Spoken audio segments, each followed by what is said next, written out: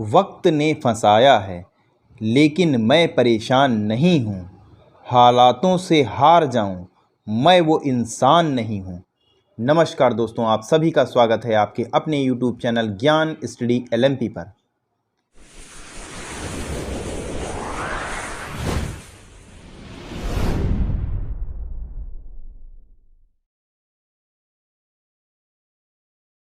दोस्तों, आज हम लोग यूपी लेखपाल में आने वाले ग्रामीण समाज एवं ग्राम विकास में महत्वपूर्ण प्रश्नों को हल करने वाले हैं, जो कि आपकी लेखपाल परीक्षा 2022 के लिए काफ़ी महत्वपूर्ण रहने वाले हैं। दोस्तों, अगर अभी तक आपने चैनल को सब्सक्राइब नहीं किया है तो चैनल को सब्सक्राइब कर लें और बेल आइकन के बटन को दबाना ना भूलें, जिससे अगली क्लास की जानकारी आपको प्राप्त होती रहे।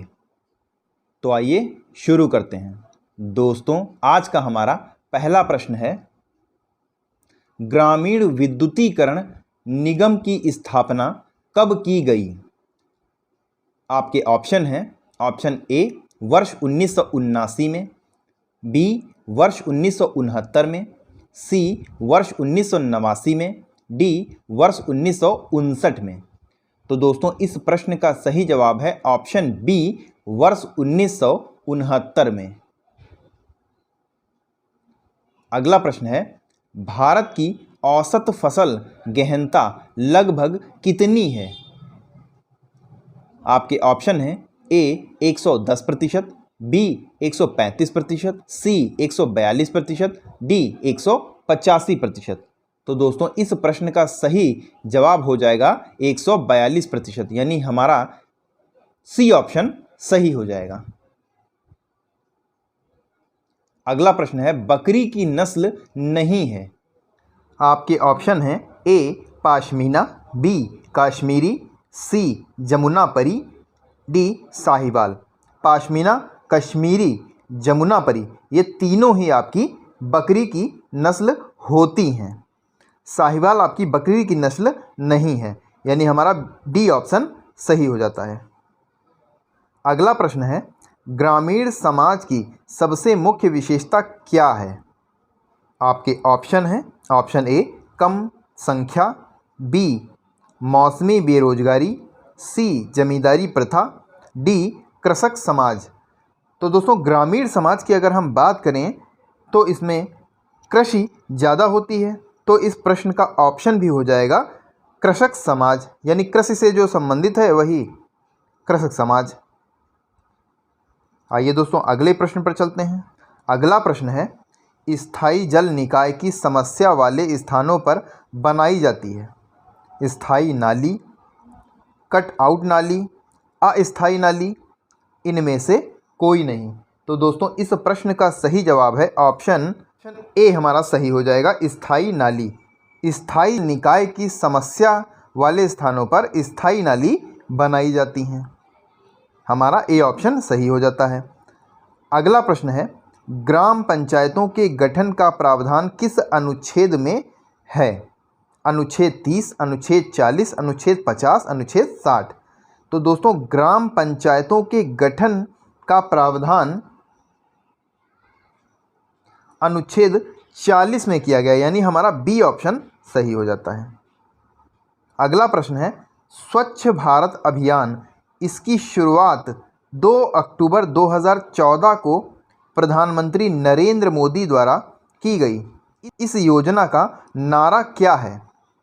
ऑप्शन है, ए राष्ट्र की स्वच्छता सर्वोपरि, बी अपना भारत स्वच्छता की ओर, सी मेरा देश मेरी स्वच्छता, डी एक कदम स्वच्छता की ओर। तो दोस्तों, 2 अक्टूबर 2014 को प्रधानमंत्री नरेंद्र मोदी ने इस योजना में का नारा दिया था ऑप्शन डी एक कदम स्वच्छता की ओर, यानी हमारा डी ऑप्शन सही हो जाता है। अगला प्रश्न है, कृषि मूल्य आयोग की स्थापना कब हुई थी? आपके ऑप्शन हैं, ए 1955, बी 1965, सी 1970, डी 1973। तो दोस्तों, इस प्रश्न का सही जवाब है ऑप्शन बी 1965। अगला प्रश्न है, ग्रामीण निर्माण केंद्र की सर्वप्रथम स्थापना हुई थी? आपके ऑप्शन हैं ए केरल में, बी पंजाब में, सी उत्तर प्रदेश में, डी मध्य प्रदेश में। तो ग्रामीण निर्माण केंद्र की स्थापना केरल में हुई थी, यानी इस प्रश्न का हमारा सही ऑप्शन हो जाता है ऑप्शन ए केरल। अगला प्रश्न है, निम्नलिखित में से कौन सी विशेषता केंद्रीय साक्षात्कार की नहीं है? आपके ऑप्शन है ऑप्शन ए यह विषय पर केंद्रित होता है, ऑप्शन बी इसमें जानकारी ज़्यादा तथा अधिक विशिष्ट होती है, ऑप्शन सी यह एकल अध्ययन पद्धति के समान है, ऑप्शन डी उत्तरदाता के प्रश्नों के उत्तर देने में अपेक्षाकृत अधिक आज़ादी रहती है। इस प्रश्न का सही जवाब है यह एकल अध्ययन पद्धति के समान है, यानी हमारा सी ऑप्शन सही हो जाता है। अगला प्रश्न है, रोटावेटर में किसकी मदद से मिट्टी को समतल किया जाता है? आपके ऑप्शन है ए ब्लेड की सहायता से, बी लकड़ी की पट्टी से, सी लेवलर की सहायता से, डी उपरोक्त में से कोई नहीं। दोस्तों इस प्रश्न की अगर हम बात करें तो जुताई के उपकरण दो प्रकार के होते हैं, प्राथमिक और द्वितीयक। प्राथमिक उपकरण में आपके हल और हैरो जैसे उपकरण आते हैं और द्वितीयक उपकरण में लेवलर और इसी तरीके के कई उपकरण आते हैं। तो रोटावेटर की अगर हम बात करें तो मिट्टी को समतल करने के लिए सहायता करता है, लेवलर जो है सहायता करता है, यानी हमारा सी ऑप्शन सही हो जाता है। अगला प्रश्न है, अम्लीय चट्टानें हैं, ए ग्रेबो, बी बेसाल्ट, सी चूना पत्थर, डी ग्रेनाइट। तो दोस्तों इस प्रश्न का सही उत्तर हो जाएगा ऑप्शन डी ग्रेनाइट। अगला प्रश्न है, पंच परमेश्वर की कल्पना निम्नलिखित में से किससे संबंधित है? ए पंचायती राज से, बी परिवार से, सी समाज से, डी व्यापार से। तो दोस्तों इस प्रश्न का सही जवाब है ऑप्शन ए पंचायती राज से। आइए दोस्तों अगले प्रश्न पर चलते हैं। अगला प्रश्न है, भारत में नई राष्ट्रीय जनसंख्या नीति को कब अपनाया गया? ऑप्शन है ए 1990, बी 1995, सी 2000, डी 2005। तो दोस्तों इस प्रश्न का सही जवाब है ऑप्शन सी 2000 में। नई राष्ट्रीय जनसंख्या नीति 2000 में अपनाई गई। अगला प्रश्न है, निम्न में से कौन सी विशेषता नगरीय समुदाय की है? आपके ऑप्शन है ए गैर कृषि व्यवसाय, बी बड़ा आकार, सी अधिक जनसंख्या घनत्व, डी उपरोक्त सभी।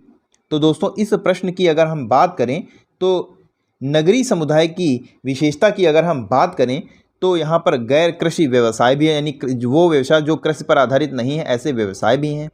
बड़ा आकार तो नगरीय आकार है तो इसका आकार बड़ा होता है।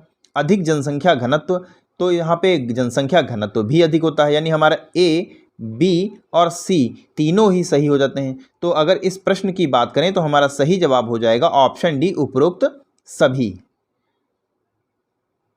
दोस्तों अगला प्रश्न है, निम्नलिखित में से लैंड रिकॉर्ड मैनुअल के अनुसार लेखपाल द्वारा अपने हलके के प्रत्येक गांव में खेतों का वर्ष में कितनी बार दौरा किया जाता है?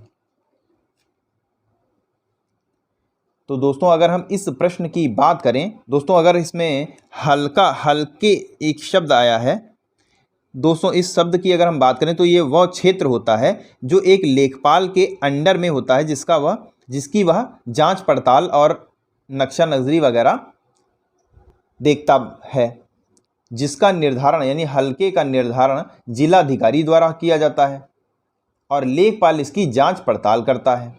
और इस पड़ताल की अगर हम बात करें तो 3 फसलें होती हैं, रबी, खरीफ और जायद। रबी फसल की अगर पड़ताल की हम बात करें तो यह 1 जनवरी को होती है और खरीफ फसल की अगर हम बात करें तो 10 अगस्त को होती है। इसी प्रकार जायद फसल की अगर हम बात करें तो 1 मई को होती है। यानी इस प्रकार 3 प्रकार की पड़तालें होती हैं जो लेखपाल करता है। तो इस प्रकार हमारा सही ऑप्शन हो जाएगा ऑप्शन ए 3 बार। दोस्तों आज के लिए बस इतना ही। अगली क्लास में हम लोग और महत्वपूर्ण प्रश्नों को करेंगे। तो आज की क्लास कैसी लगी कमेंट करके ज़रूर बताएं, और अगर अच्छी लगे तो लाइक करें, और अगर आप चैनल पर पहली बार आए हैं तो चैनल को सब्सक्राइब करना ना भूलें। मिलते हैं अगली क्लास में, तब तक के लिए नमस्कार, जय हिंद, जय भारत।